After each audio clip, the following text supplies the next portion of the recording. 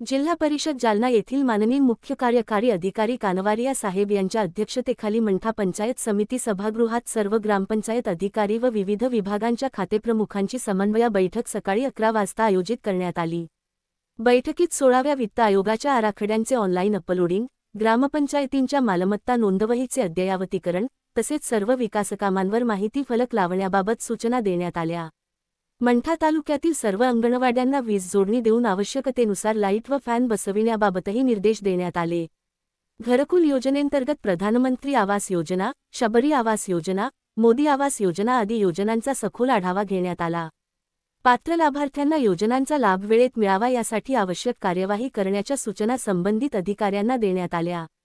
महाराष्ट्र ग्रामीण रोजगार हमी योजनेंतर्गत सुरू व अपूर्ण कामांच्या प्रगतीचा आढावा घेण्यात आला। 1 जुलैपासून VBGRAM प्रणाली लागू होत असल्याने सर्व अपूर्ण कामे तातडीने पूर्ण करण्याचे निर्देश देण्यात आले।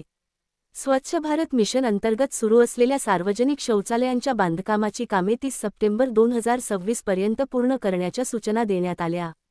तसेच समाज कल्याण विभागामार्फत राबविण्यात येणाऱ्या 20% उपकार योजनेंतर्गत पात्र लाभार्थ्यांचे प्रस्ताव तातडीने सादर करण्याबाबत मार्गदर्शन करण्यात आले।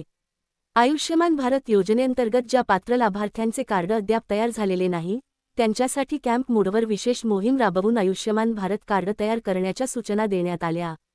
या बैठकीस अतिरिक्त मुख्य कार्यकारी अधिकारी श्री बनसोडे, प्रकल्प संचालक जिल्हा ग्रामीण विकास यंत्रणा श्री पठारे, उपमुख्य कार्यकारी अधिकारी पंचायत श्री पवार, उपमुख्य कार्यकारी अधिकारी स्वच्छता श्री बारगिरे, कृषी विकास अधिकारी श्री बनसावडे, गटविकास अधिकारी नरेगा श्रीमती मांजरे, गटविकास अधिकारी पंचायत समिती मंठा श्री गगन बोने, तालुका आरोग्य अधिकारी श्री कुंडकर, बालविकास प्रकल्प अधिकारी श्री मुकुंदराज घोडके, बांधकाम विभागाचे उपअभियंता, पुरवठा विभागाचे उपअभियंता, कृषी अधिकारी, पशुसंवर्धन अधिकारी तसेच विविध विभागांचे अधिकारी व कर्मचारी उपस्थित होते। आपल्या परिसरातील बातम्या पाहण्यासाठी बघत रहा नेत्रा न्यूज 24।